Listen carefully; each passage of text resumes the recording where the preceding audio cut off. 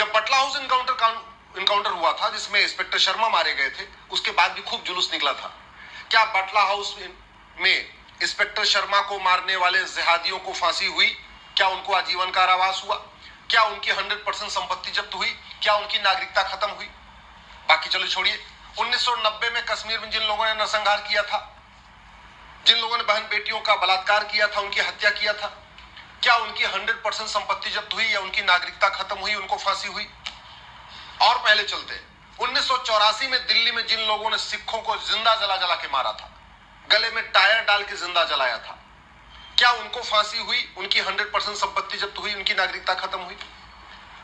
महाराष्ट्र में उमेश कोल्हे की जिहादी हत्या हुई थी, क्या हत्यारों को फांसी हुई? उनकी 100% संपत्ति जब्त हुई, उनकी नागरिकता खत्म हुई?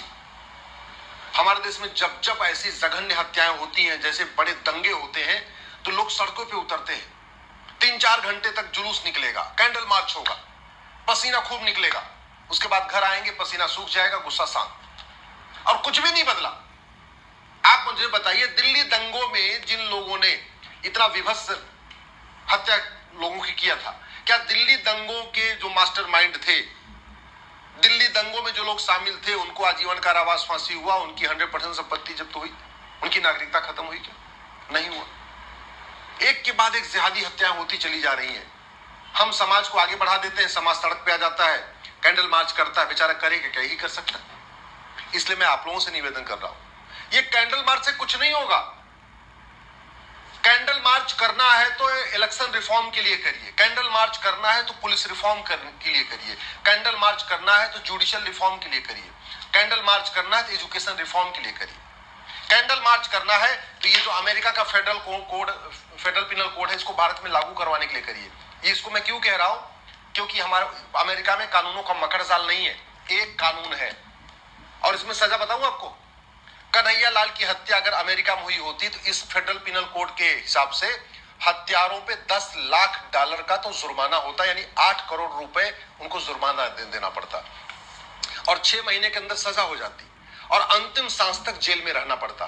क्या कन्हैया लाल के हत्यारों को $10 लाख का जुर्माना हुआ? क्या उनको फांसी हुई? क्या उनको आजीवन कारावास हुआ? क्या उनकी सिटीजनशिप गई? नहीं, कुछ नहीं। एक के बाद एक जिहादी हत्याएं हो जा रही हैं, एक के बाद एक लगातार ऐसी दुर्घटनाएं हो रही हैं।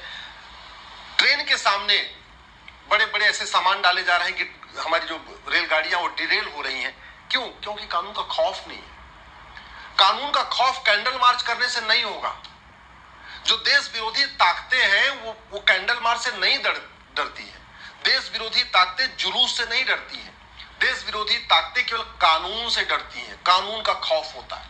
और इसीलिए जितने अपराध भारत में है वो अपराध सिंगापुर में नहीं है, अमेरिका में नहीं है, बाकी तो छोड़ो, दुबई में नहीं भाई, कुवैत में इतना अपराध नहीं जितना भारत में है। जितना अपराध भारत में है इतना जापान में नहीं है, कोरिया में नहीं है, डेनमार्क में नहीं है, फिनलैंड में नहीं है, इतना अपराध जर्मनी में नहीं है, इतना अपराध हांगकांग में नहीं है, इतना अपराध रूस में नहीं है। क्यों?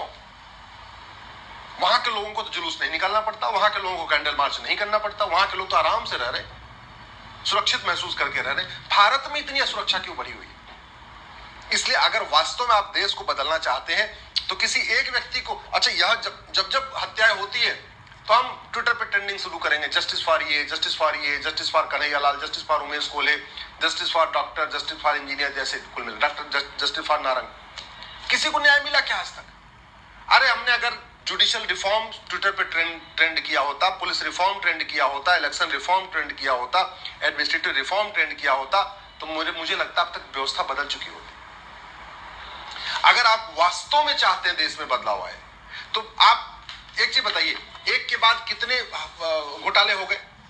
70,000 करोड़ का 2G घोटाला, 70,000 करोड़ का कॉमनवेल्थ घोटाला, 1,76,000 करोड़ का 2G घोटाला, 1,86,000 करोड़ का कोयला घोटाला। अगर आप गूगल करेंगे स्कैम्स इन इंडिया तो 25 लाख करोड़ से ज्यादा का घोटाला हुआ है। यानी जितना मुगलों ने लूटा था, जितना अंग्रेजों ने लूटा था, उससे ज्यादा हमारे देश में 75 साल में हमारे ही नेताओं ने लूट लिया, हमारे नेता नौकरशाहों ने मिलकर लूट लिया। किसी को आजीवन कारावास हुआ, किसी को फांसी हुई, किसी की 100% संपत्ति जब्त हुई। एक के बाद एक दंगे होते चले गए। मतलब अगर आप देखिए, दंगे में 1984 में दिल्ली में सिखों का नरसंहार हुआ, फिर उसी समय भिवंडी में नरसंहार हुआ, अनंतनाग कश्मीर में नरसंहार हुआ, मेरठ में नरसंहार हुआ, औरंगाबाद में नरसंहार हुआ, जम्मू में दंगा हुआ, मुंबई में बम ब्लास्ट हुआ, कोटा, बदायूं, भागलपुर, गुजरात, कर्नाटक, अयोध्या, अलीगढ़, आगरा, गोंडा, सहारनपुर, कानपुर, मेरठ, वाराणसी, इंदौर, कितने दंगे हो चुके। किसी दंगाई की 100% संपत्ति जब्त हुई? किसी दंगाई की नागरिकता खत्म हुई? किसी दंगाई को फांसी हुई? क्या नहीं हुई? नहीं हुई तो खौफ कैसे पैदा होगा? आप करते रहिए कैंडल मार्च, आप निकालते रहिए मसाल जुलूस, आप करते रहिए धरना, कुछ नहीं फर्क पड़ेगा जब तक कानून नहीं बदलेगा। बाकी तो चलो, कुछ दिन पहले बंगाल में संदेश खाली हुआ था। संदेश खाली के जो शाहजहां था उसके खिलाफ पूरे देश में लोग धरना प्रदर्शन किए, ये हुआ वो हुआ, बाद में चलो सीबीआई जांच भी शुरू हो गई। अगर कानून नहीं बदलेगा तो शाहजहां शेख को भी कुछ नहीं होगा, मैं आपको बता रहा हूं। क्या शाहजहां शेख की नागरिकता खत्म हो सकती है? क्या शाहजहां शेख को फांसी हो सकती है? क्या शाहजहां शेख को 100% संपत्ति जब्त होती है? नहीं हो सकती। क्यों? क्योंकि हमारे पास कानून नहीं है। क्या उसके पास 10-20 करोड़ का जुर्माना हो सकता है? क्या नहीं, हमारे पास नहीं, हमारे पास ऐसा कानून ही नहीं। 1,86,000 करोड़ का जिन्होंने कोयला घोटाला किया था उनके ऊपर 10 करोड़ का भी जुर्माना नहीं हुआ। 1,76,000 करोड़ का जिन्होंने 2G घोटाला किया था उनके ऊपर 2-2, 3-3 लाख रुपए जुर्माना हुआ है। जिन्होंने 70,000 करोड़ का कामन घोटाला किया था उनके ऊपर 7 करोड़ भी जुर्माना नहीं हुआ। जब नहीं हुआ तो भ्रष्टाचार कैसे खत्म होगा? इतने यहां पे बांग्लादेशी आ रहे हैं, और कैसे आ रहे हैं? बॉर्डर पे 2,000 रुपए दे के आते हैं, अंदर आते हैं 2,000 रुपए में राशन कार्ड, 2,000 रुपए में बर्थ सर्टिफिकेट, 2-3 हजार रुपए में ड्राइविंग लाइसेंस, सारे डॉक्यूमेंट बनवा लेते हैं। आज तक किसी घुसपैठियों का जो घुसपैठियों की मदद करते हैं उनको आजीवन कारावास, फांसी हुआ क्या? नहीं। एक चीज याद रखिए, मसाल जुलूस निकालने से और कैंडल मार्च करने से धर्मांतरण नहीं रुकेगा। धर्मांतरण रुकेगा कठोर कानून बनाने से। मसाल जुलूस निकालने से, कैंडल मार्च करने से घुसपैठ नहीं रुकेगी। घुसपैठिए भागेंगे कठोर कानून बनाने से। मसाल जुलूस निकालने से, कैंडल मार्च करने से ड्रग स्मगलिंग नहीं रुकेगी, मानव तस्करी नहीं रुकेगी। वो तब रुकेगी जब कानून कठोर होगा। मसाल जुलूस निकालने से, कैंडल मार्च करने से अश्लीलता नहीं रुकेगी। अश्लीलता तब रुकेगी जब कानून कठोर होगा।